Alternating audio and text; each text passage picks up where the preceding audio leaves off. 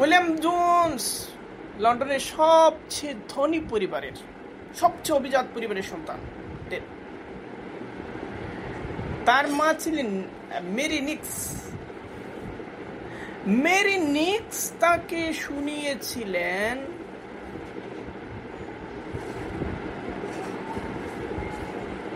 যে তুমি রাজপুত্র হয়েছ, অভিজাত পরিবারের সন্তান হয়েছ, এটা তোমার কোনো কৃতিত্ব না, এটা প্রকৃতির পছন্দ।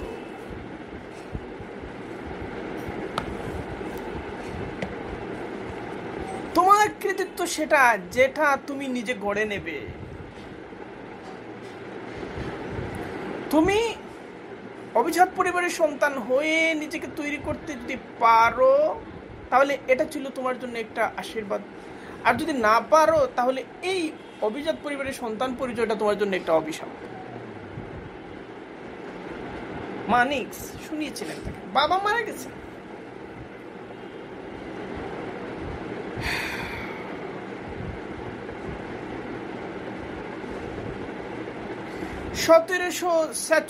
সাল সেপ্টেম্বরের 28 তারিখ জন্ম হয়েছে উইলিয়াম জোন্সের।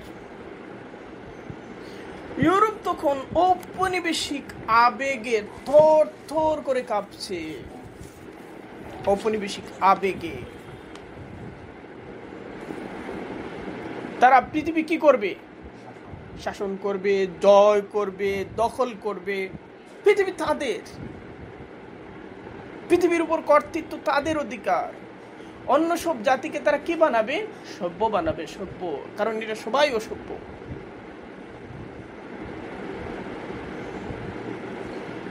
পোপতন্ত্রের আধিপত্যের একটা সময়ে প্রবল আধিপত্য তখন ছিল।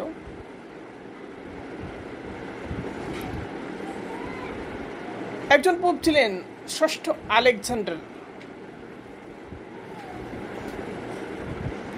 1494 সাল, 1494 সাল সময়টা মার্ক করে রাখো। 1492 সালে কি হয়েছে? স্পেনে মুসলিমদের পরাজয় হয়েছে। 1492 সালে স্পেন থেকে কলম্বাস অভিযান করে কি করেছেন? আমেরিকায় উপনীত হয়েছেন, ক্যারিবিয়ান দ্বীপপুঞ্জে উপনীত হয়েছেন। এবং ওই সময়টা পৃথিবীর ইতিহাসের মোড় ঘুরে গেছে। চাবি এবং গতিমুখটা মুসলিমদের হাত থেকে, এশিয়ার হাত থেকে, মুসলিম জাহানের হাত থেকে নিয়ন্ত্রণের জায়গাটা তাদের হাতে, ইউরোপের দিকে ঝুঁকে পড়েছে, হেলে পড়েছে।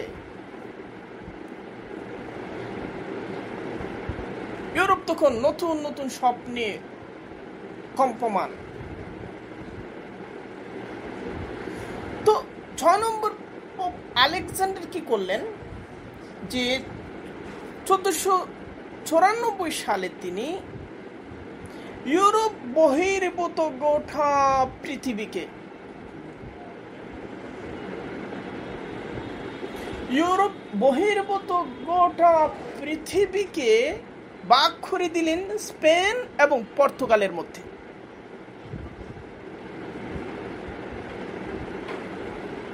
স্পেন এবং পর্তুগাল তারা দুটি রাষ্ট্র, কিন্তু আজ থেকে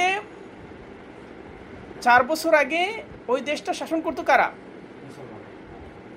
1494 সালে যখন কার গঠন, তা থেকে 3 বছর আগে ওই দেশটা শাসন করতো কারা? মুসলমানরা শাসন করত।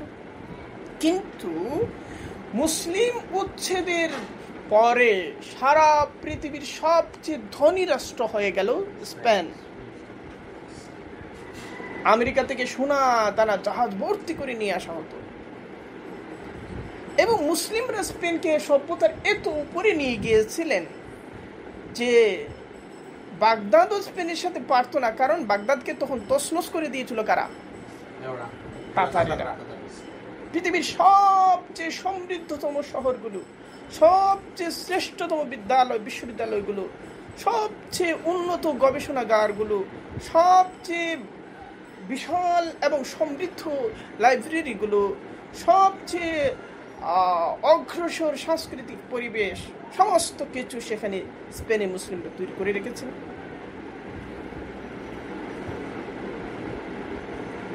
স্পেন ছিল ইউরোপের মুকুট, আগে ছিল ইউরোপের জন্য চরমতম একটা হুমকি। একদিকে তারা হুমকির দৃষ্টিতে দেখতো, আরেকদিকে মোহগ্রস্ত ছিল। কারণ শিক্ষা নিতে হলে কোথা থেকে নিতে হবে? স্পেন থেকে নিতে হবে। রাজারা চেষ্টা করতো রাজপুত্রকে শেখানোর জন্য এমন একজন শিক্ষক নিয়ে আসবে যে শিক্ষকটা কোনো এক সময় স্পেনে পড়াশোনা করেছে।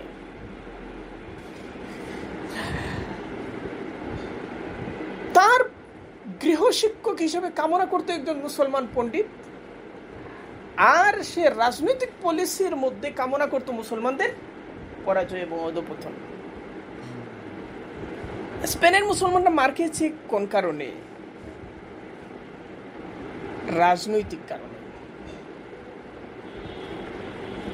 রাজনৈতিক সচেতনতা তাদের ছিল না। রাজনৈতিক সচেতনতা, একটা জনগোষ্ঠী রাজনৈতিক হয়ে উঠতে হয়। একটা বিষয় মনে রাখো, একটা জনগোষ্ঠীকে কি হতে হয়? রাজনৈতিক জনগোষ্ঠী হয়ে উঠতে হয়। যে ওরা রাজনীতি করে, রাজারা রাজনীতি করে, বিশেষ একটা শ্রেণী রাজনীতি করে, রাজনীতি ওদের ব্যাপার।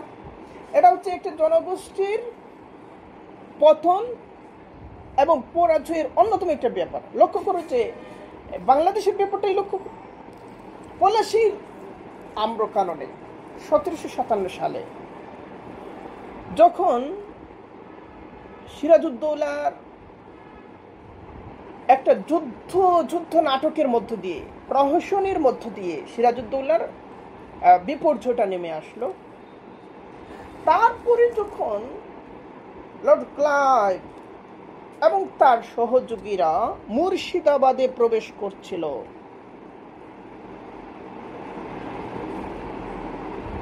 ওই সময় মুর্শিদাবাদের রাস্তার ডানে বামে দাঁড়ানো নারী পুরুষরা তামাশা দেখছিল যে নতুন এক শক্তি কি হচ্ছে, আসছে।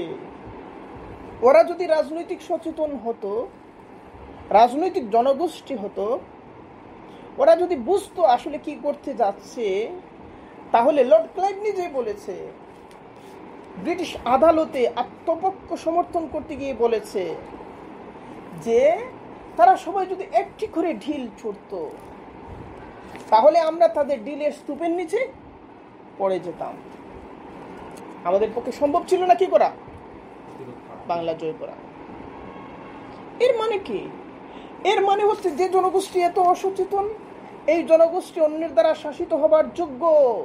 যে অন্যের দ্বারা শাসিত হবার যোগ্য, সে শাসিত হবেই অন্যের দ্বারা, উপায় নেই। বুঝতে পেরেছ? বড় বড় বিশ্ববিদ্যালয়, বড় বড় শিল্প প্রতিষ্ঠান এবং মুসলিমদের অসচেতনতা দেখো, যে মুসলিমরা শাসন করছে। পুরো অর্থনীতিটা কার হাতে? জগৎ শেঠের হাতে। পুরো অর্থনীতিটা জগৎ শেঠের হাতে। স্পেন ছাড়া গোটা ইউরোপের যে অর্থনীতি, এই অর্থনীতির সমান অর্থনীতি ছিল তখনকার বাংলার। বুঝতে পেরেছ? আর এই বাংলার অর্থনীতির 90% এক ব্যক্তির হাতে ছিল, তার নাম জগৎ শেঠ। এটা কোন ধরনের সচেতনতা? এটা কোন ধরনের সচেতনতা? ব্রিটিশরা যদি বাংলা দখল না করত, ইস্ট ইন্ডিয়া কোম্পানি যদি দখল না করত, জগৎ শেঠ দখল করত, মারাঠারা দখল করত। ভারত যদি ব্রিটিশরা এসে দখল না করত, মারাঠারা দখল করত। মানে মুসলিমরা রাজনৈতিক সচেতন ছিল না। রাজনৈতিক অসচেতনতার ফলাফল হচ্ছে রাজনৈতিক পরাধীনতা এবং সামরিক পরাধীনতা। তোমার হাতে সর্বোচ্চ শক্তি সম্পন্ন সামরিক অস্ত্র যদি তাকেও, আর তুমি যদি রাজনৈতিকভাবে সচেতন না হও, সক্রিয় না হও, দৃষ্টিবান না হও, এবং সজাগ না হও, জনগোষ্ঠীকে যদি তৈরি না রাখো, তাহলে তোমার পারমাণবিক অস্ত্র তোমাকে কি করতে পারবে না, রক্ষা করতে পারবে না।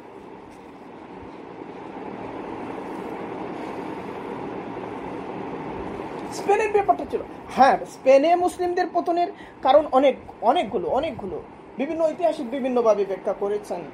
যারা মনে করেন যে মানে দাওয়াতের বিষয়টা বেশি করে ইয়া করা দরকার, তারা বলবেন যে দাওয়াত না থাকার কারণে। যারা বলবেন যে সশস্ত্র লড়াই, এই জিহাদ, তারা জিহাদ না থাকার কারণে। যারা বলবেন তারা বলবেন সেখানে অক্ষটা ছিল না।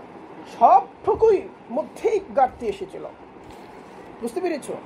সব জায়গায় ঘাটতি এসেছিল। স্পেনের মুসলমানদের শেষ সময়ে এমন কোনো মাস যায় নাই যে মাসের মধ্যে স্পেনের মুসলমানরা জিহাদের ময়দানে ছিল না, বুঝতে পেরেছ? এমন একটা মাসও ছিল না যে মাসে স্পেনের মুসলমানদের একটা অংশ যারা জিহাদের ময়দানে ছিল না।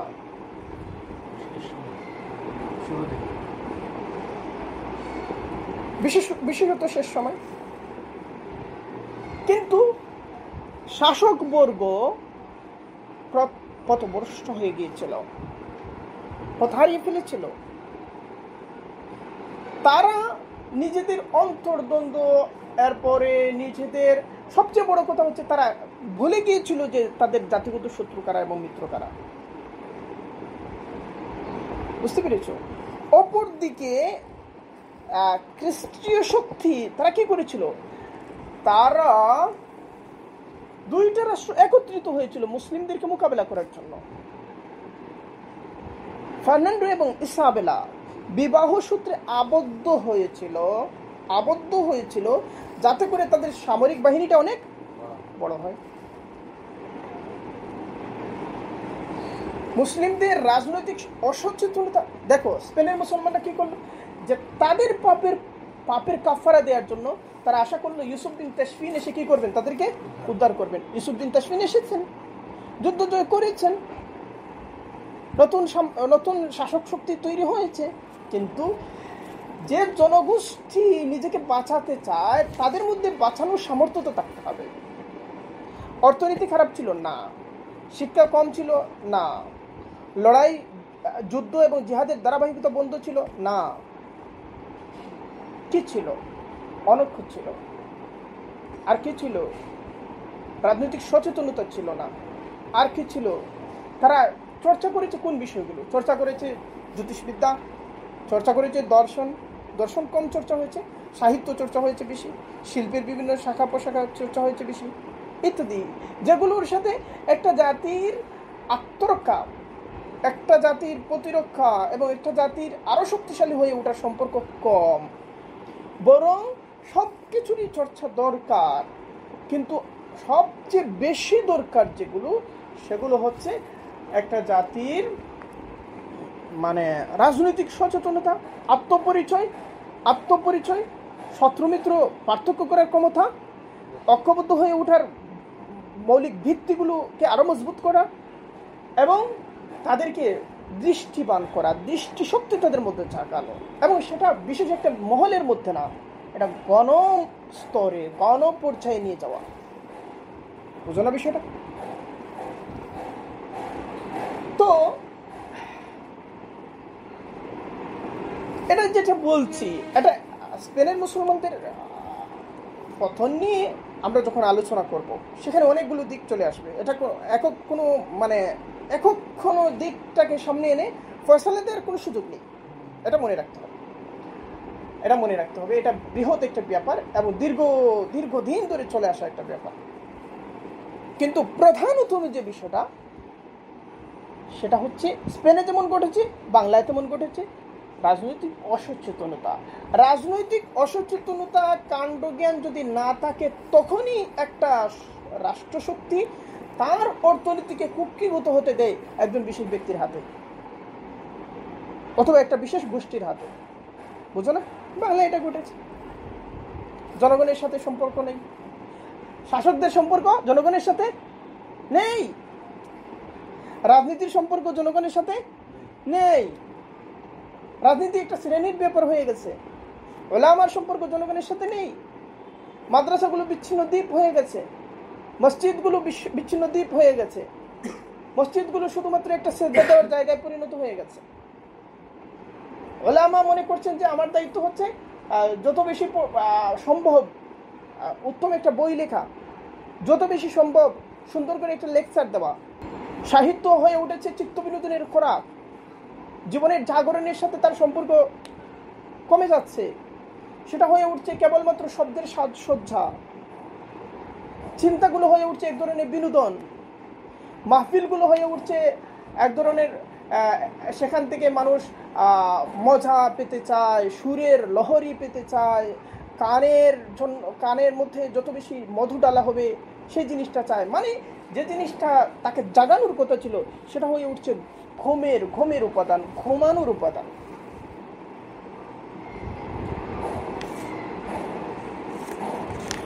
সব জায়গায় সমস্যা এসেছিল, বিশেষ করে স্প্যানিশ মুসলিমদের মধ্যে। তাদের মধ্যে এই দাওয়াতি চেতনাটা কম ছিল। তারা জ্ঞান চর্চা করেছে, কিন্তু দাওয়াতি স্পৃহা এবং চেতনাটা তাদের মধ্যে কম ছিল, এবং সেখানে রোহানিয়তের চর্চাটাও সেই রকম ভাবে হয় না। বুঝতে পেরেছ? তারা শিক্ষক হয়েছে, ইউরোপের শ্রদ্ধা কুড়িয়েছে, কিন্তু দায়ী হয়ে তাদেরকে কি করে নাই, ইসলামে দীক্ষিত করার চেষ্টা করে না। ভারতেও যেমনটা হয়েছে। হ্যাঁ, ভারতের শাসক শক্তি দাওয়াতের ব্যাপারে অসচেতন ছিল, কিন্তু এখানে সুফি দরবেশরা এটা করেছে। স্পেনে আমরা সেই রকম শক্তিশালী খানকাগুলো আমরা পাই না। খানকা বলতে এখনকার লোকেরা কি বুঝে খানকা বলতে? আরে তখনকার খানকাগুলো ছিল একটা জীবনের কেন্দ্র, জীবন চর্চার এবং জীবন চর্চার একটা কেন্দ্র ছিল। সেখানে এইরকম কোনো শক্তিশালী এবং খুব ব্যাপক আকারে প্রভাবশালী ইয়াগুলো আমরা পাই না। এর পিছনে অনেক কোনো কারণ ছিল বটে, কারণ ইউরোপ একদিনের জন্য মুসলিমদেরকে বিজয়ী হিসাবে দেখতে প্রস্তুত ছিল না। বুঝতে পেরেছ বিষয়টা? এর মানে হচ্ছে সামগ্রিক পরিস্থিতির, সামগ্রিক রাজনৈতিক পাঠটা অনুপস্থিত ছিল। বুঝলেন না বিষয়? সবকিছু মিলিয়ে সমস্যাটা তৈরি হয়েছিল।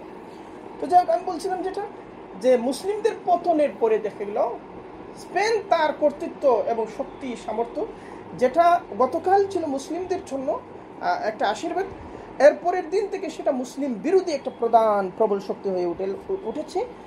এবং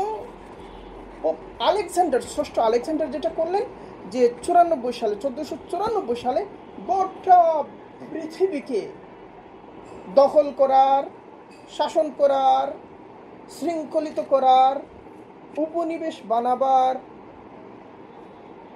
সম্পদ লুট করার, মানুষকে দাস বানাবার এবং আরো যত কিছু করা যায় সমস্ত কিছু করার অধিকার তুলে দিলেন কাদের হাতে? স্পেনের হাতে এবং পর্তুগালের হাতে। স্পেন এবং পর্তুগাল যোগ্য ছিল, যোগ্যতাটা নতুন করে তাদের তৈরি করতে হয় নাই। আমেরিকা মুসলিমদের আবিষ্কার বইয়ের মধ্যে আমি তখনকার ইয়াটাকে আমি নো ক্রুসেড হিসেবে অভিহিত করেছি। এটা ছিল নো ক্রুসেড, স্থল ক্রুসেডের মাধ্যমে ইউরোপ সর্বোচ্চ চেষ্টা করেছে, প্রায় 250 বছর ধরে ধারাবাহিকভাবে চেষ্টা করেছে, মুসলিম দুনিয়াকে করতলগত করতে পারে নাই। কিন্তু সেটা পেরেছে কিভাবে? নৌ ক্রুসেডের মাধ্যমে। ইউরোপীয় নৌ শক্তির হাতেই মুসলিম সভ্যতার কি হয়েছে? পতনটা ত্বরান্বিত হয়েছে নৌ শক্তির হাতে। আর নৌ শক্তির পুরো ব্যাপারটা ছিল জ্ঞান বিজ্ঞান নির্ভর। পুরো ব্যাপারটা কি ছিল? জ্ঞান বিজ্ঞান নির্ভর।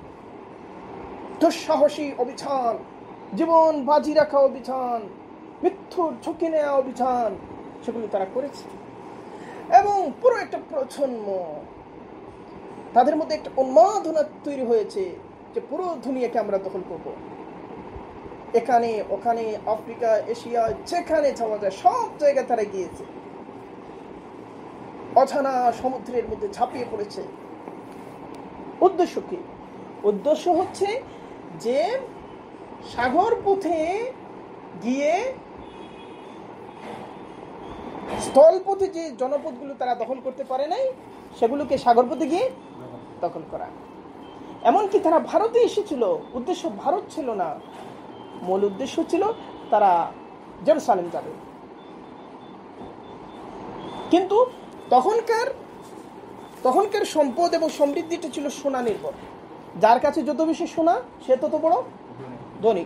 খবর গিয়েছিল যে ভারতের রাস্তাঘাটে সোনা পাওয়া যায়, ঘরে ঘরে সোনা পাওয়া যায়। আর তাদের কাছে পাদ্রীরা প্রচার করেছিল যে মুসলিম দুনিয়া এত সম্পদ এবং সোনা এবং ঐশ্বর্যে বন্যায় ভেসে যাচ্ছে, এরকম সমৃদ্ধি, এরকম প্রাচুর্য। আসলেই তাই ছিল। ইউরোপ তখন এমন ছিল, যারা নলখগড়ার মধ্যে সে ওইটা দিয়ে একটা ঘর বানিয়ে মানে কি, ধরো শিয়ালেরও তো একটা গর্ত থাকে, সেটাও তো শিয়ালের কাছে একটা ঘর। এইরকম টুপির মধ্যে থেকে তারা মনে করতো যে আমি অনেক কিছু, বুঝতে পেরেছি, অনেক কিছু। রান্না বান্না ভালোভাবে করতেও জানতো না, রান্না বান্না কিভাবে করতে হবে সেটা জানতো না। আরে বাথরুম ব্যবহার করবে, এটা তো অকল্পনীয় ব্যাপার। এরকম একটা তাদের কাছে তখন মুসলিম জাহানের শৌর্য, বীর্য, সমৃদ্ধি, সৌন্দর্য, উন্নত জীবন, সৌকি এবং মানে সব ধরনের ঐশ্বর্যমণ্ডিত জীবনের চিত্রগুলো তাদের সামনে আসলো। তখন তারা এইভাবে চোখে হাত দিয়ে ভাবতে থাকলো, তাহলে এই দুনিয়াতে এই স্বর্গ আছে, আমরা কেন এখানে পড়ে আছি? এবং তাদেরকে শোনানো হলো আসলে এটা ভোগ করার অধিকার তোমাদের। ওরা কি করে নিয়েছে? ছিনিয়ে নিয়েছে।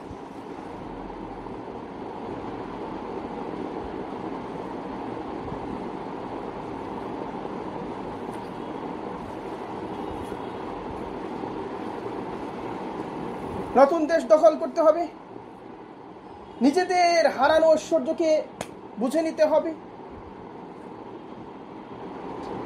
সোনার তালাশ করতে হবে, এগুলো ছিল। কিন্তু সবচেয়ে বেশি যেটা ছিল, অসভ্য জাতিগুলোকে সভ্য বানাতে হবে, মানে অখ্রিস্টান জাতিগুলোকে খ্রিস্টান বানাতে হবে।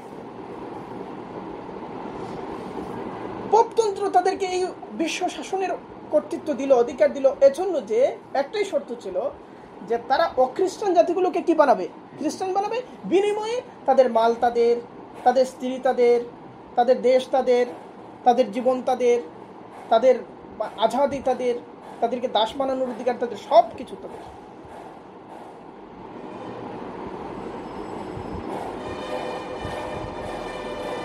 এখন স্পেনের ভাগে দিয়ে দেওয়া হলো উত্তর এবং দক্ষিণ আমেরিকা, পুরো দুই মহাদেশ।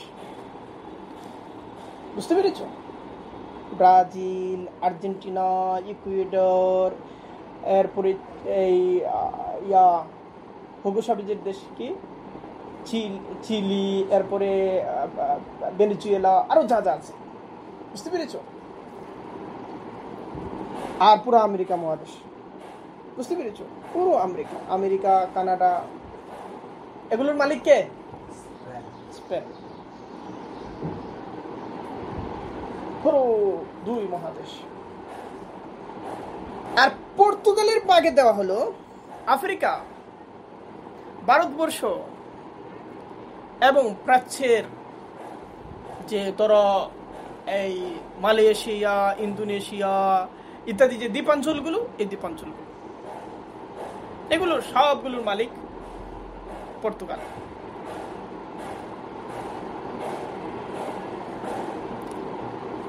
এরপরে পর্তুগাল খুশি ছিল না, পর্তুগাল এতে সন্তুষ্ট ছিল না। তারা বলছিল যে না, আমরা সেখানেও যাব। কোথায় যাব? হ্যাঁ, অতএব তারা ব্রাজিলে গেল, সেখানে ব্রাজিলও দখল করলো। সিংহল, মালাক্কা, চীনের ম্যাকাও দ্বীপাঞ্চল, সেগুলোতেও তারা অধিকার প্রতিষ্ঠিত করলো, দখল করলো। প্রায় 100 বছর হবে এবং 100 বছরের বেশি সময় হবে স্পেন এবং পর্তুগাল ইউরোপের জন্য নতুন একটা যুগ এবং পৃথিবীর জন্য নতুন একটা বাস্তবতার দরজা খুলে দিয়ে নিজেদের আধিপত্য শেষ করে দিল। দপ করে নিভে গেল, ধীরে ধীরে নিভে গেল। দৃশ্যপটে আসলো ব্রিটিশরা, ফরাসিরা, ওলন্দাজরা, তারা আসলো। ব্রিটিশ, ফরাসি এবং ডেনিশ এই তিন জাতি মিলে তৈরি হলো তিনটা company. British east India company তৈরি হলো 1600 সালে, ডাচ ইস্ট ইন্ডিয়া কোম্পানি তৈরি হলো 1602 সালে, ফরাসি ইস্ট ইন্ডিয়া কোম্পানি তৈরি হলো 1604 সালে। চিন্তা করো যে 2 বছর পর পরই কি হচ্ছে, কোম্পানি তৈরি হচ্ছে। কোম্পানিগুলোর লক্ষ্য কি? বাণিজ্যের নামে তারা গিয়ে দেশগুলো কি করবে? দখল করবে। কত বড় উন্মাদনা তাদের মধ্যে তৈরি হয়েছিল, এবং তারা মনে করতো যে এগুলো আমাদের অধিকার, মালিকানা আমাদের। এখন দেখা গেল যে 1700 সালের মধ্যেই পর্তুগিজ যে শক্তি, তারা দৃশ্যপট থেকে ধীরে ধীরে নিজেদেরকে গুটিয়ে নিচ্ছে। ব্রিটিশ এবং ফরাসিরা ভারত উপমহাদেশে নিজেদের পেশির কসরত চালালো, নিজেদের বাজুর তাকত কার কতটুকু বেশি সেটা নিয়ে লড়াই করলো। দীর্ঘ সময় ধরে তাদের মধ্যে আধিপত্যের লড়াই জারি ছিল। শেষ পর্যন্ত ফরাসিরা হারলো এবং ব্রিটিশরা জয়ী হলো। ডাচরা ইন্দোনেশীয় অঞ্চল থেকে পর্তুগিজদের তাড়িয়ে দিল। ডেনিশরা সেখানে আধিপত্য তৈরি করলো। ভারতে পর্তুগিজরা ছিল। পর্তুগিজরা ভারতে যত নৃশংসতা, নিষ্ঠুরতা এবং হৃদয় বিদারক যত মানে অনাচারগুলো করেছে, সেগুলো করে শেষ পর্যন্ত তারা এখান থেকে নিঃশেষ হলো, তাদের থাকলো না। এরপরে পর্তুগিজরা আমেরিকা অঞ্চলও হারালো, আফ্রিকা অঞ্চলও হারালো। কাদের হাতে? ইউরোপীয় অন্য জাতির হাতে, ইউরোপীয়দের হাতে।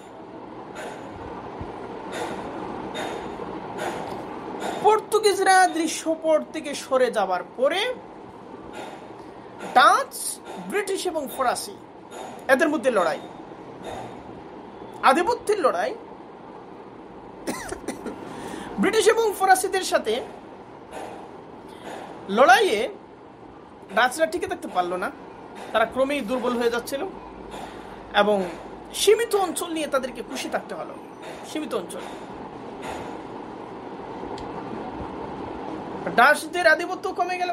ডাচদের বিদায়ের পরে পৃথিবীতে প্রধান অধিপতি শক্তি হয়ে উঠল ব্রিটিশরা এবং ফরাসিরা। ব্রিটিশ এবং ফরাসিদের মধ্যে আধিপত্যের লড়াইয়ে শেষ পর্যন্ত ব্রিটিশরাই কি হয়েছিল? জয়ী হয়েছিল। উত্তর আমেরিকায় ব্রিটিশদের আধিপত্য স্থাপিত হলো, পুরো ভারত উপমহাদেশে ব্রিটিশদের আধিপত্য প্রতিষ্ঠিত হলো, এবং ব্রিটিশ এবং ফরাসিদের মধ্যে অনেকগুলো যুদ্ধ হয়েছিল। বিশেষত 1805 সালে একটা যুদ্ধ হয়েছিল যার নাম ছিল ট্রাফালগার নৌযুদ্ধ ছিল ওটা। আরেকটা যুদ্ধ হয়েছিল 1815 সালে, এটা বিখ্যাত ওয়াটারলু যুদ্ধ। সেখানে চূড়ান্তভাবে ফরাসিরা হেরে গেল এবং প্রথম বিশ্বযুদ্ধ ছিল ব্রিটিশ আধিপত্যের একেবারে শীর্ষতম বিন্দু। প্রথম বিশ্বযুদ্ধ 1914 সালের প্রথম বিশ্বযুদ্ধের পর্যন্ত বিনা চ্যালেঞ্জে কেউ চ্যালেঞ্জ করতে পারছিল না ব্রিটিশ আধিপত্যকে। ব্রিটিশ আধিপত্যকে সবাই মেনে নিতে বাধ্য ছিল। ব্রিটিশরাই চলো বলা হচ্ছিল কি, ব্রিটিশ রাজ্যের সূর্য অস্ত যায় না। এর মানে যেখানে সূর্য উদয় হচ্ছে সেখানেও ব্রিটিশ রাজ্য, যেখানে সূর্যাস্ত হচ্ছে সেখানেও ব্রিটিশ রাজ্য আছে। মানে পৃথিবীর এক প্রান্তে দিন আর এক প্রান্তে রাত, কিন্তু যে প্রান্তে রাত সেটা সে এলাকাটাও ব্রিটিশ রাজ্যের অন্তর্ভুক্ত, সাম্রাজ্যের অন্তর্ভুক্ত। যে এলাকায় দিন সেই এলাকাটাও ব্রিটিশ সাম্রাজ্যের অন্তর্ভুক্ত। তো এইরকম একটা বাস্তবতায় ব্রিটিশরা জানতো যে শক্তি দিয়ে তাদেরকে কি মানে তাদের এই সাম্রাজ্য চলবে না। এই সাম্রাজ্য, এই বৃহৎ সাম্রাজ্য ধরে রাখতে হলে এবং এই বিশ্বের উপর তাদের কর্তৃত্ব এবং তাদের আধিপত্যকে স্থায়ী রূপ দিতে হলে কি করতে হবে? জ্ঞান এবং গবেষণাকে হাতিয়ার বানাতে হবে। ফলত তাদের মারা তাদের সন্তানদেরকে কল্পনা করতেন যে এই সন্তানটা এমন কেউ যে দুনিয়ার কোনো না কোনো এলাকা কি করবে? শাসন করবে, অথবা দুনিয়ার কোনো না কোনো এলাকায় মানুষকে শিক্ষকতা করবে, মানুষকে শিক্ষা দেবে, অথবা কোনো না কোনো এলাকায় গিয়ে ধর্ম প্রচার করবে। মানে হচ্ছে অন্য দুনিয়ার অন্য সকল জাতির উপরে তার অবস্থান, সে ব্রিটিশ হিসেবে যেই হোক না কেন।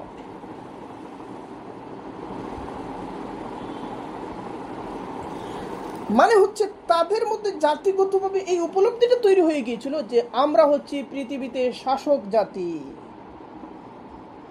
একজন মার মধ্যে যেমন একজন স্কুল পড়ুয়া ছেলের মধ্যে তেমন, একজন বৃদ্ধের মধ্যে তেমন। আর ঠিক ওই সময়টায় মুসলিম দুনিয়ার মধ্যে পরাজয়টা এসে গিয়েছিল। আসল পরাজয়টা ঘটে মনের ভিতরে। আসল পরাজয়টা কোথায় ঘটে? মনের ভেতরে। মানসিক পরাজয়টা ঘটে গিয়েছিল। কি সেই পরাজয়? মুসলিমরা ধরে নিয়েছিল যে আমরা পৃথিবীতে শাসিত হব, আমরা পৃথিবীতে পরাজিত থাকবো, আমরা সেই জাতি। কারণ সব জায়গায় শুধু পরাজয় আর পরাজয়, সব জায়গায় শুধু মার খাওয়া আর মার খাওয়া, সব জায়গায় শুধু লাঞ্ছনা আর উৎপাত। অবস্থাটা এমন ছিল 1714, 15, 16, 1705 এই সময়টা। তখনকার পশ্চিমা পণ্ডিতদের অনেকেই বলছিলেন যে আমাদের জীবদ্দশায় আমরা দেখব ইসলাম পৃথিবী থেকে বিলুপ্ত হয়ে গেছে।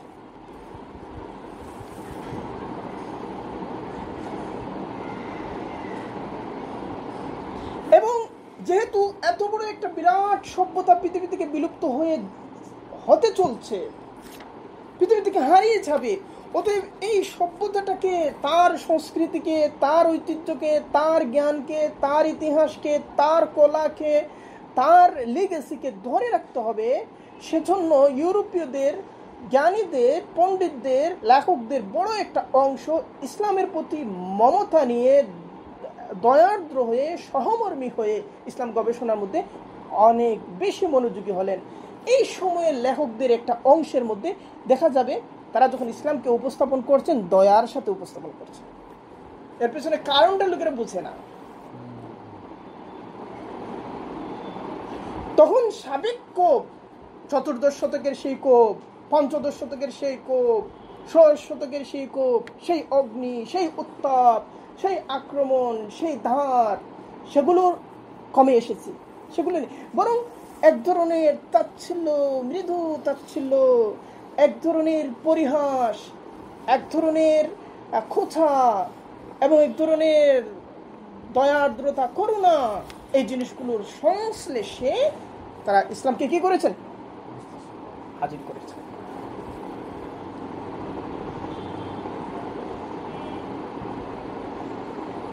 ওই সময়ের সন্তান উইলিয়াম জোন্স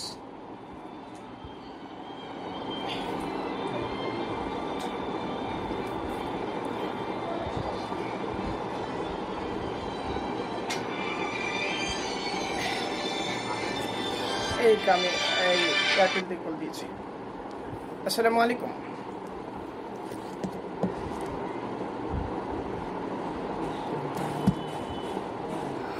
আচ্ছা, এখন একটা বিষয় দেখো যে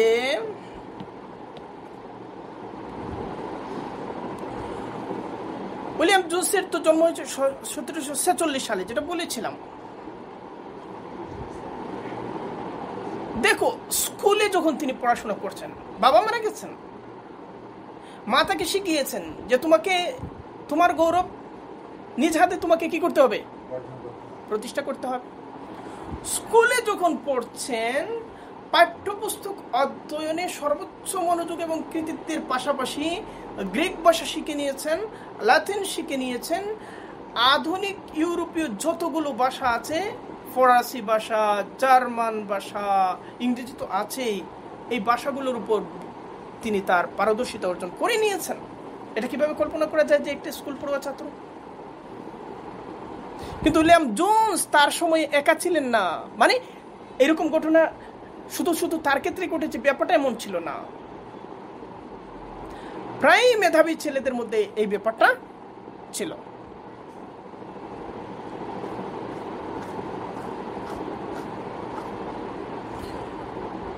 উচ্চ শিক্ষার জন্য তিনি অক্সফোর্ডে আসলেন 1764 সালে।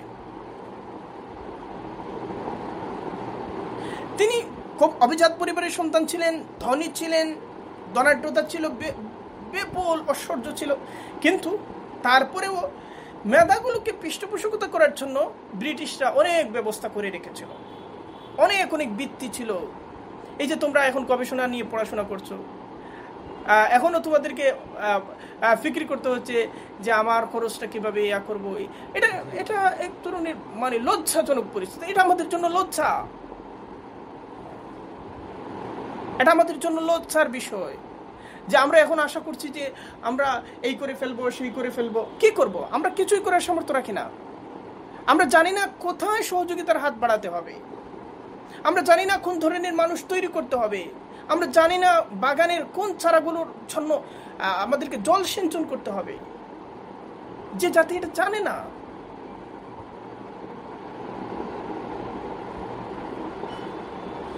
তিনি যখন অক্সফোর্ডে এসেছেন,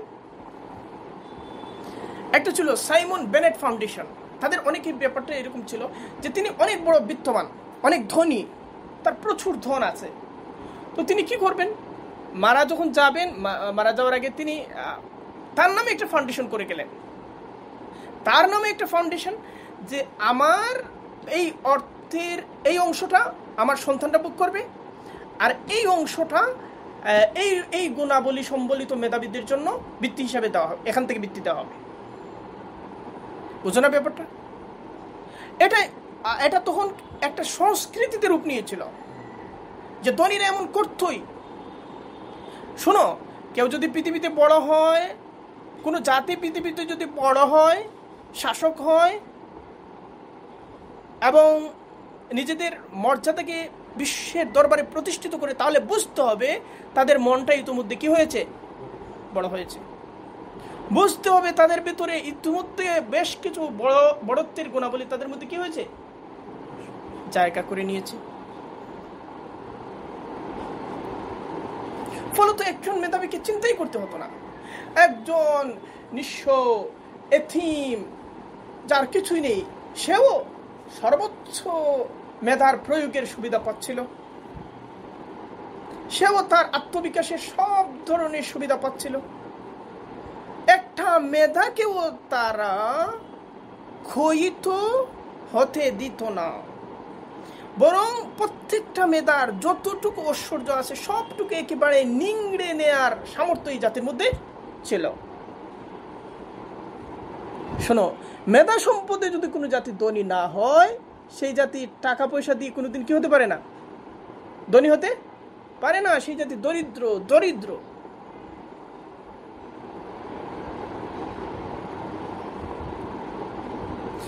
ব্রিটিশরা শাসন করেছিল, আমেরিকানরা এই করছে সেই করছে, ইসরায়েল এই করছে সেই করছে। দেখো তাদের শক্তিটা কোথায়, তারা বিনিয়োগটা করছে কোথায়, তারা পানি ডালছে কোন জায়গায়, তাদের মেধাগুলোকে তারা কিভাবে কাজে লাগাচ্ছে, তাদের সন্তানরা কি কি স্বপ্ন থেকে বড় হচ্ছে, তাদের মায়েরা তাদের সন্তানদেরকে কিভাবে তৈরি করছে, তাদের স্কুলগুলোর চরিত্র কি, তাদের স্কুলগুলো কিভাবে তাকে গড়ে তুলছে, তাদের সমাজ কিভাবে অনুকূল পরিবেশ দিচ্ছে। আমাদের বাস্তবতা হচ্ছে, একটা মেধা যদি বিকশিত হওয়ার সম্ভাবনা তৈরি হয়, তাকে উঠিয়ে আনার জন্য, এগিয়ে আনার জন্য, যেখানে 100টা হাত সামনে এগিয়ে আসার দরকার ছিল, সেখানে 100টা হাত এগিয়ে আসে তাকে চেপে ধরার জন্য। সেটা অনইসলামিক মুসলিমদের মধ্যে, অনইসলামিক অংশের মধ্যে যতটা নেই, তার চেয়ে অনেক বেশি কোন জায়গার মধ্যে, যারা নিজেদেরকে ইসলামপন্থী বলে দাবি করে।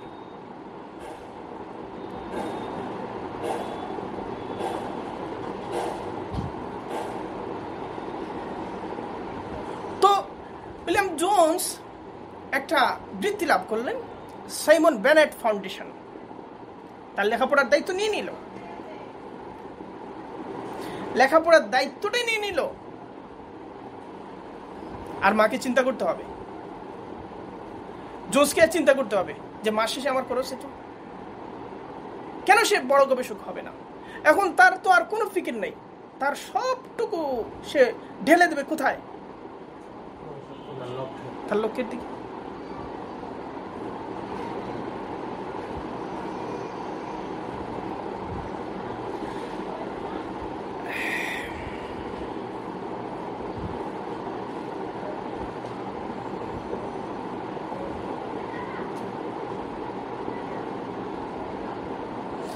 ক্লান্তিহীন গবেষণা তিনি চালিয়ে গেলেন।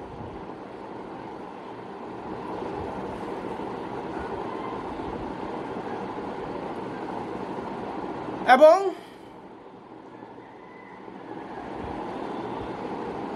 আরবি এবং ফার্সি ভাষায় অর্জন করে নিলেন দক্ষতা, যদিও এটা তার বিষয় ছিল না। 1768 সালে অক্সফোর্ডে তিনি স্নাতক ডিগ্রি অর্জন করেছেন।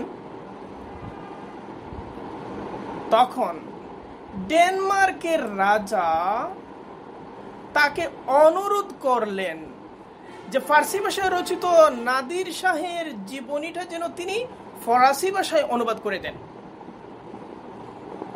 এখন প্রশ্ন করো যে ডেনমার্কের রাজা নাদির শাহের জীবনী দিয়ে কি করবে? এটা হলো একটা দিক। দ্বিতীয় দিক হলো উনি অক্সফোর্ড থেকে লেখাপড়া মাত্র শেষ করেছে, ডেনমার্কের রাজা কেন তাকে অনুরোধ করবে? মানে হচ্ছে ওই মেধাটার প্রতি কোথায় ব্রিটেন আর কোথায় ডেনমার্ক, ডেনমার্ক থেকে ওই মেধাটার প্রতি কি করা হচ্ছিল? নজর রাখা হচ্ছিল। চিন্তা করো, আর একটা মাত্র মেধা, সে লেখাপড়া শেষ করেছে, কি এমন যে স্বয়ং রাজা তাকে কি করতে হবে? সরাসরি অনুরোধ করতে হবে।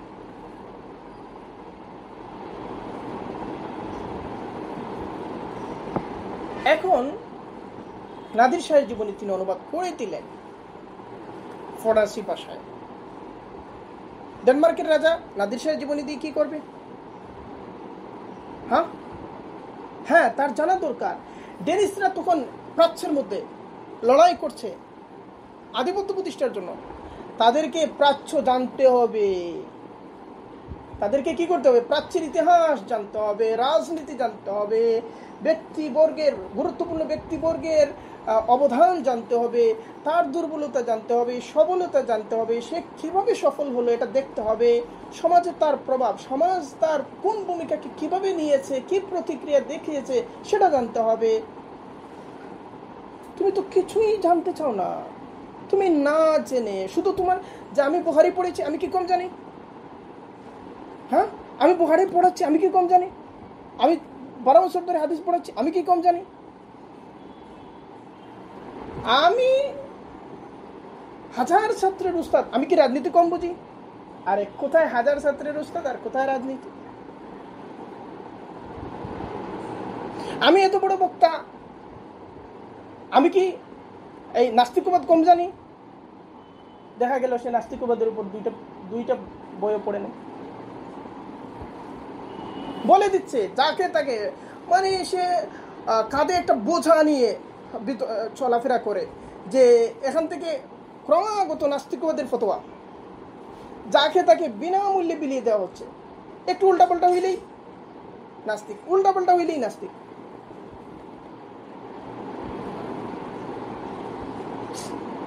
যাকে নিয়ে কাজ করবায়, যে ক্ষেত্রে, যে অঙ্গনে, যে ময়দানে কাজ করবায়, সেটা তোমার প্রতিপক্ষ ময়দান যদি হয় বা সেটা যাই হোক, তাকে সম্যকভাবে কি করতে হবে?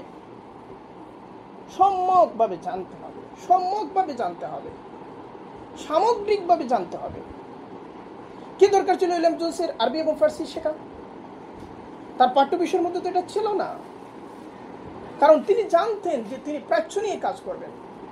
অতএব প্রাচ্যকে জানতে হলে আমাকে কোরআন পাঠ করার, কোরআনের অর্থ বোঝার, সিহাসিত্তা বোঝার, ইসলামী সাহিত্য বোঝার এবং মূল ভাষায় তাকে বোঝার কর্তৃত্ব এবং সামর্থ্য অর্জন করতে হবে। এটা এরকম ব্যাপার না। কাউকে হারিয়ে দেওয়া, কোনো একটা সভ্যতাকে হারিয়ে দেওয়া, কোনো একটা জাতির বিরুদ্ধে উঠে দাঁড়ানো, মাথা তুলে দাঁড়ানো, এটা এরকম ব্যাপার না যে আমি পল্টনের যত জোর আছে সব জোর একত্রিত করে সাউন্ড গ্রেনেডের মতো চিৎকার করলাম আর ভেঙে পড়লো, আমেরিকা ভেঙে পড়লো, ইন্ডিয়া ভেঙে পড়লো। আরে পল্টন তো ভালো কথা, গ্রামে গঞ্জে গিয়ে সে ট্রাম্পের ফাঁসি দিয়ে দেয়, মোদিকে ফাঁসি দিয়ে দেয়, এরপরে নেতানিয়াকে কবর দিয়ে দেয়, শ্রোতারা মারহাবা জিন্দাবাদ বিপ্লব টিপ্লব এই সেই বানাইয়া তাকে সুলতান সালাউদ্দিন আইয়ুবী বানাইয়া ফেলে, যুগের মোহাম্মদ বিন কাসেম। মানে এক ধরনের মূর্খতার উৎসব চলছে, অন্ধত্বের উৎসব চলছে।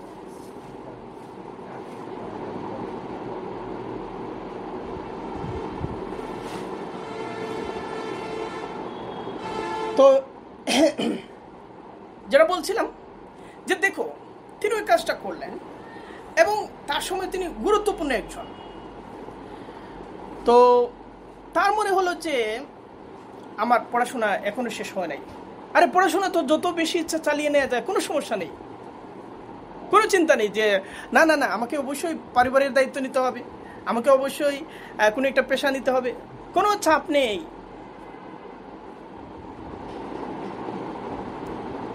কোনো চাপ নেই, বরং চতুর্দিক থেকে সহযোগিতা বাড়ছে। মাস্টার্স ডিগ্রি লাভ করার পরে তিনি আইন অধ্যয়ন শুরু করে দিলেন যাতে পেশা হিসেবে আইনজীবী তাকে বেছে নিতে পারেন। সেটা ছিল মিডল টেম্পল। সেখানে এর মধ্য দিয়ে তিনি তার পাণ্ডিত্যকে এত উপরে নিয়ে গেলেন যে 1772 সালে যখন তার বয়স মাত্র 26, তখন তিনি লন্ডনের রয়্যাল সোসাইটির ফেলো নির্বাচিত হন, পণ্ডিতদের সম্মিলিত বটে। তোমাদের কাদের বয়স 26 হয় নাই? হ্যাঁ, কাদের বয়স 26 হয় নাই? কারো বয়স 26 হয় নাই। হতে পারে তোমার বয়স 50, হতে পারে তোমার বয়স 50 কিংবা 80 ধরে নাও, কিন্তু উইলিয়াম জোনসের 26 বছর হয় নাই,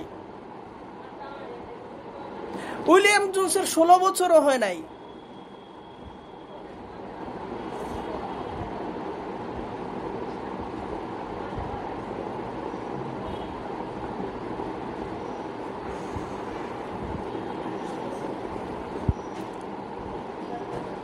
এখন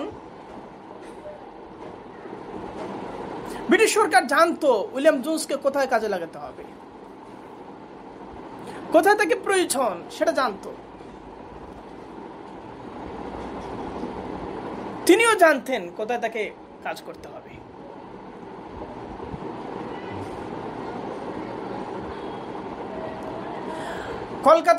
কলকাতা তখন ব্রিটিশ ভারতের রাজধানী।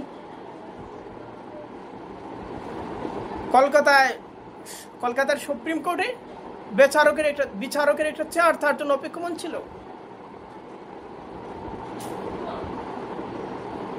তিনি ভারতের দিকে যাত্রা শুরু করলেন একটা জাহাজের নাম কি ছিল? ক্রোকোডাইল মানে কি? কুমির।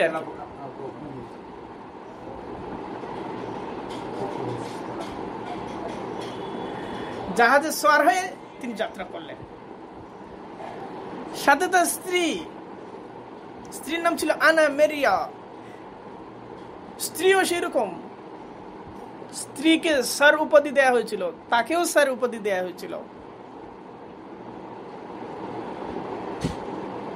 এবং তার স্ত্রীটাকেও অনুসন্ধান করে দিয়েছিল অক্সফোর্ডের পণ্ডিতরা, যে যদি এমন হয় যে উইলিয়াম জোনস এমন একটা মেয়ের সাথে তার দাম্পত্য জীবন, যে মেয়েটা তার জীবনকে অতিষ্ঠ করে তুলছে, তাহলে ওই পণ্ডিতের জীবন ওখানেই কাবাব হয়ে যাবে, তার কাজে বিঘ্ন হবে, এমনকি তার মেজাজেও যদি অন্তত প্রভাব পড়ে। না, সমস্ত কিছুকে সুগম করে দিতে হবে। এবং তখনকার সর্বোচ্চ মেধা, সেই মেধাটাকেই তার সাথে পরিচয় করে দেওয়া হলো, বাকি কাজগুলো তারা নিজেরাই করেছে।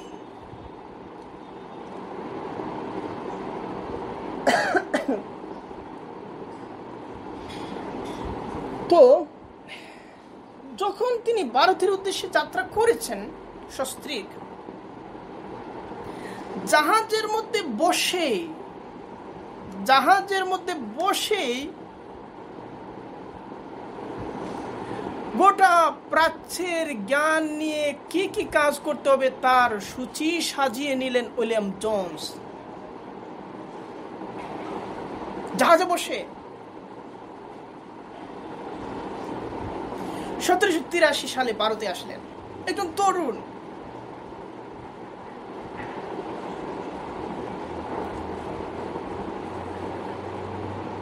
ভারতে আসার অভিজ্ঞতা কেমন, আসার পরে তার অনুভূতিটা কেমন, সেটা শোনার জন্য ভারতের রাজা, শাসক গোষ্ঠী এবং শিক্ষাবিদ মহল উদ্গ্রীব ছিলেন। উইলিয়াম জোন্স এখানে আসার অনুভূতিটা কেমন, তিনি কি শোনাবেন।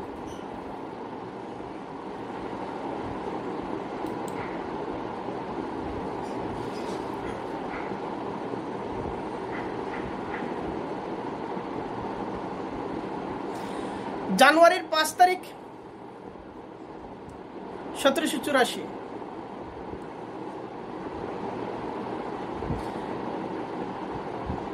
আইনজীবীদের নিয়ে এবং প্রশাসনের কর্মকর্তাদের নিয়ে একটা অনুষ্ঠান হলো। সেখানে জোন্স প্রথম ভাষণ দিলেন।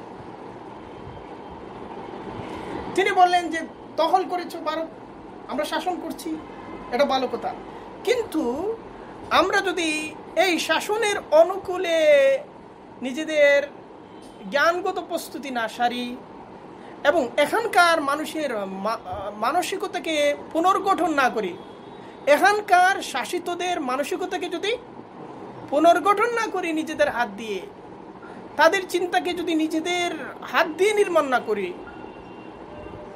তাদের ইতিহাসকে যদি নিজেদের হাত দিয়ে তৈরি না করি, তাহলে এই শাসনটা কি হবে না, স্থায়ী হবে না। অতএব প্রাচ্যের জ্ঞান নিয়ে আমাদেরকে গবেষণার একাডেমি তৈরি করতে হবে। একদিনের ভাষণ, ওই দিনই সিদ্ধান্ত গৃহীত হয়ে গেল যে সেজন্য একটা প্রতিষ্ঠান তৈরি করা হবে, যার নাম ছিল এশিয়াটিক সোসাইটি অফ বেঙ্গল। তার প্রথম প্রধান হলেন, চেয়ারম্যান হলেন উইলিয়াম জোন্স।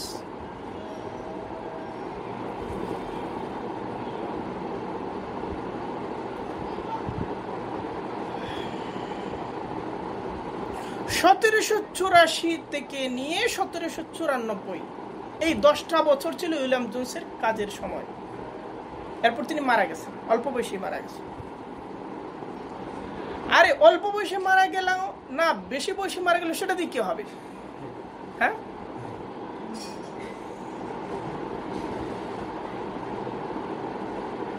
আমাদের এক শ্রেণীর ছাগল আছে, ওরা মানুষকে কি দিয়ে মাপে? বয়স দিয়ে মাপে। আরে অবাক হবার কিছু নেই, ছাগল তো আর ছাগলের কাজই করবে।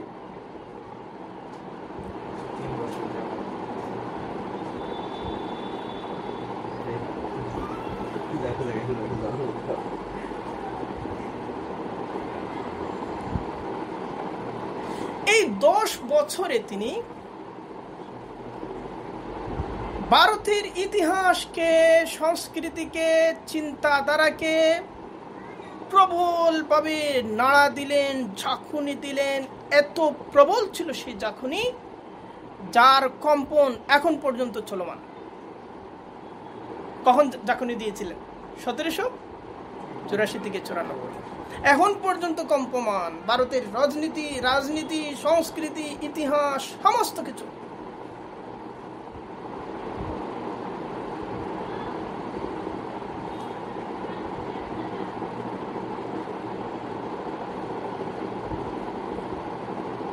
এই 10 বছরে এশিয়াটিক সোসাইটির বার্ষিক সভাগুলোর মধ্যে উইলিয়াম জোন্স 10টা ভাষণ দিয়েছিলেন। 10 বছরে 10টা ভাষণ। তুমি তো এক রাতেই 5টা মারো।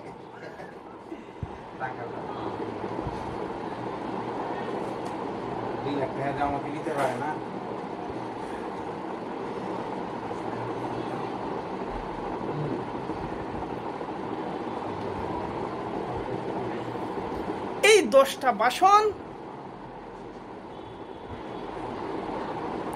10টি দুনিয়ার দরজা খুলে দেয়। কয়টা? 10টা দুনিয়ার দরজা খুলে দেয়।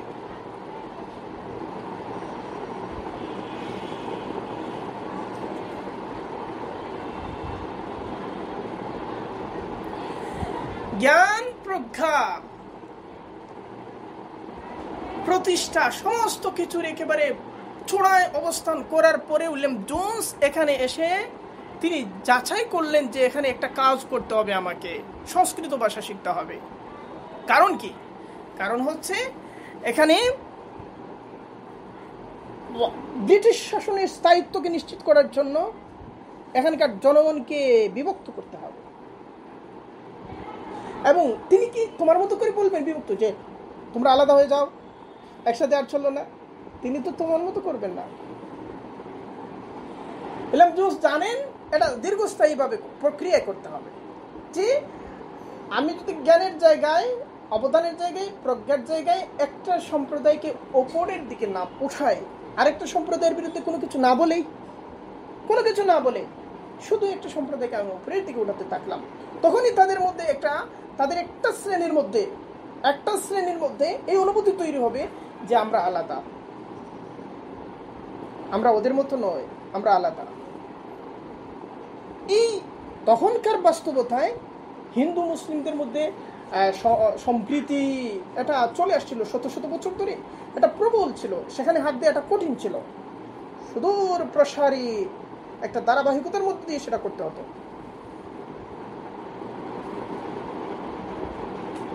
এবং তিনি আসলে কি করতে যাচ্ছেন সেটা কে জানে? তিনি তো সবাই দেখতেছে খুবই ভালো কাজ করছেন। তিনি কি করছেন?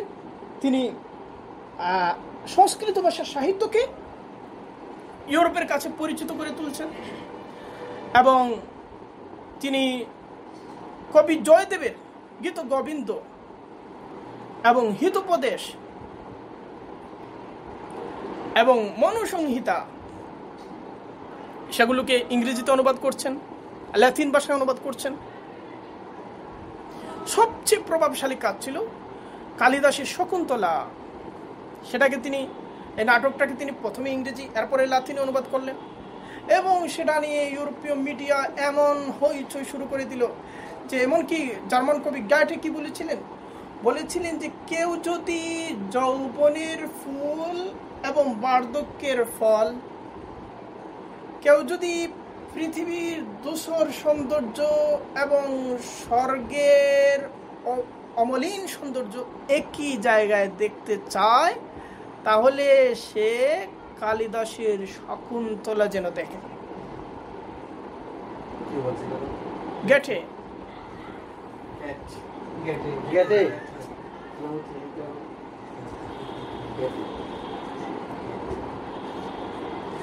এমনকি তিনি হিন্দুদের অগ্রসর শ্রেণীটাকে আরো উদ্দীপিত করার জন্য এটাও বললেন যে আরে কিসের গ্রিক ভাষা? ইউরোপের সবচেয়ে বড় গর্ব কি নিয়ে? গ্রিক ভাষা, গ্রিক দর্শন, গ্রিক সাহিত্য। আরে কিসের গ্রিক ভাষা? আসল তো ভাষা সংস্কৃত, গ্রিকদের চেয়ে অনেক উপরে, এমন অনেক উপরে।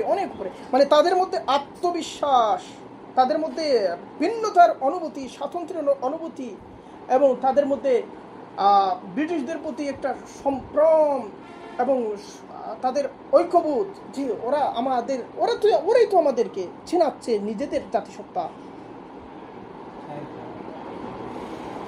একাত্মতা, এগুলো তৈরি করে দিলেন। মুসলিমদের বিরুদ্ধে একটি শব্দ উচ্চারণ না করে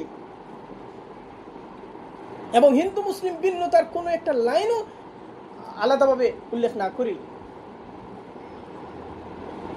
কেউ এটা বলতে পারবে না যে উইলিয়াম জোন্স ষড়যন্ত্রমূলকভাবে করেছেন। এটা তো বলা অনুচিত, যে কোন কিছুতে ষড়যন্ত্র নিয়ে আসা। আমি বলেছি, গতকাল বলেছিলাম যে ষড়যন্ত্রগুলো আসলে সাধারণত কি, ষড়যন্ত্রের ধারণাগুলো সাধারণত হাইপোথেসিস, এগুলো মানুষের কল্পনা, এগুলো ধারণা, এগুলো এমনি মানুষ অনুমান করে নেয়।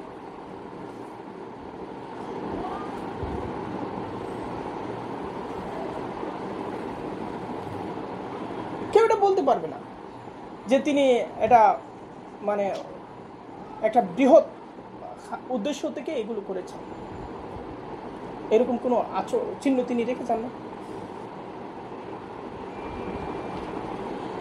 তিনি তো রেখে যান নাই, কিন্তু তারপরে ওরা যা করলো সেটা মর্মান্তিক দাস্তান। হিন্দু মুসলিমদের মধ্যে এত বিভাজন, এবং তাদের এখন আমি যে হিন্দু মুসলিমদের বিভাজনের কথা বলছি, যে তারা হিন্দু মুসলিমের বিভাজন, এই কথা শুনলে আরেকজন বলবে, হ্যাঁ তাহলে কি আপনি হিন্দু মুসলিমদের ঐক্য চান? তাহলে কি আপনি তাওহীদ এবং শিরকের মধ্যে পার্থক্যের কথা জানেন না? তাহলে তো আপনি আল ওয়ালা ওয়াল বারা জানেন না? তাহলে আপনার ঈমান শেষ, তাহলে আপনি কাফির, মানে তাহলে আপনাকে মেরে ফেলা দরকার। মানে কোথা থেকে কোথায় যাবে যে একমাত্র খোদা তাআলা? এই ধরনের একটা অবস্থা তৈরি হয়েছে। কোন জায়গায় বলা হচ্ছে, কোন প্রেক্ষাপটে বলা হচ্ছে, কোন পরিস্থিতি বলা হচ্ছে, কোনো কিছু যে হিন্দু মুসলিম সহাবস্থানের কথাটা কেন আসবে? কেন আসবে যেখানে তাদেরকে পাইলে মেরে ফেলতে হবে? কারণ কুফরটা হচ্ছে এমন একটা পাপ যার শাস্তি হচ্ছে মেরে ফেলা।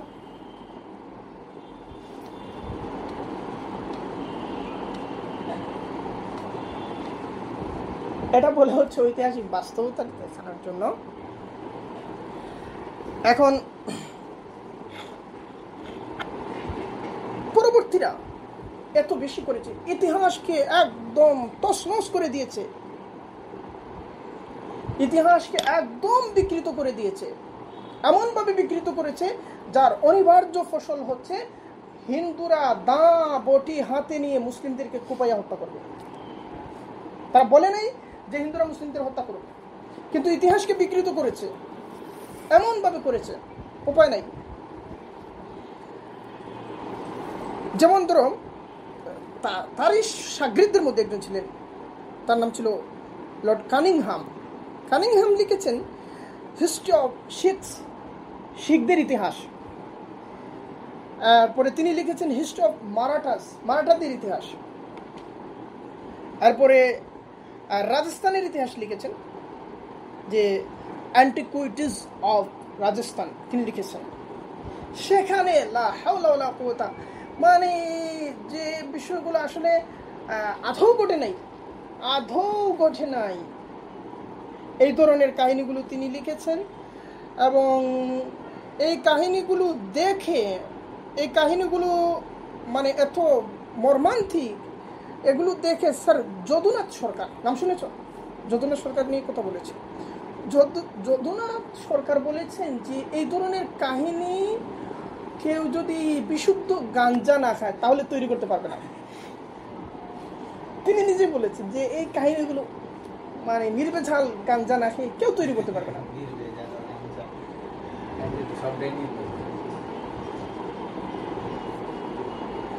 সেখানে তিনি যে মুসলিমরা কত নৃশংসভাবে মারাঠাদের মেরেছে, কত নৃশংসভাবে মানে হিন্দুদের উপর অত্যাচার করেছে, এই সেই যা, মানে ইতিহাসের কোনো দরকার নেই, এটা ঘটেছিল বলতে এটারও দরকার নেই। এখন সেগুলো জনপ্রিয় হলো, সেগুলোর ভিত্তিতে মুভি তৈরি হলো, সেগুলো রাজনৈতিক ভাষ্য হয়ে উঠলো, সেগুলো পাঠ্যপুস্তকে জায়গা পেল, সেগুলো হিন্দু বাচ্চারা শুনলো, তারা বুঝলো যে তাদেরকে বড় হয়ে তাদের বিরুদ্ধে অস্ত্র ধারণ করতে হবে। বুঝতে পেরেছো? তিনি তো এটা করেন নাই, তিনি তো এটা বলেন নাই যে মুসলিমদের মারো। তিনি আসলে কোথায় একটু ওই যে শয়তানের একটা গল্প আছে না, যে সে এক জায়গায় কি লাগিয়েছিল, একটু মধু লাগিয়েছিল, তারপর মধু থেকে আরেকটা, তারপরে একটা, তারপরে শেষ পর্যন্ত যুদ্ধ। তো ওরা সঠিক জায়গাটা একটু কি করে মধু লাগানোর কাজ করে। আজকের যে ভারতের রাজনীতি, এবং তারা একটা কাজ করেছে, আমি এটা আমার সামনের বইয়ের মধ্যে আলোচনা করছি, যে তারা ইতিহাসটাকে এমনভাবে সাজিয়েছে যে ভারতের মুসলমানরা এখানে নাই হয়ে যায়, নাই পাওয়া যায় না ভারতের মুসলিমদেরকে। এবং ভারতের মুসলিমদেরকে ভারতের ইতিহাস এবং সংস্কৃতির পার্শ্ব টিকা বানিয়ে দেওয়া হয়েছে। পার্শ্ব টিকা, বুঝতে পেরেছ? এটা তারা করেছে এবং তারই অনিবার্য প্রতিফলন ছিল রবীন্দ্রনাথ ঠাকুরের কবিতায়, তারই অনিবার্য প্রতিফলন ঘটেছিল বঙ্কিমচন্দ্রের উপন্যাসে, তারই অনিবার্য প্রতিফলন ঘটেছিল রাজনৈতিকভাবে আরএসএস, বিজেপি ইত্যাদির উত্থানের মধ্যে, শিবসেনার উত্থানের মধ্যে। সেগুলো নানা পর্যায়ে অতিক্রম করে করে ধীরে ধীরে হয়েছে। এর ফলে দেখা যায় হিন্দুত্ববাদের ইতিহাসের মধ্যে যারা একেবারে সূচনা লগ্নে যারা ছিল আধুনিক হিন্দুত্ববাদের উত্থানে, তাদের বেশিরভাগ উন্নত মানে উচ্চ লেভেলে ইংরেজি শিক্ষিত। কারণ বারুদ এবং বিষটা এসেছে কোথা থেকে? ওখান থেকে এসেছে।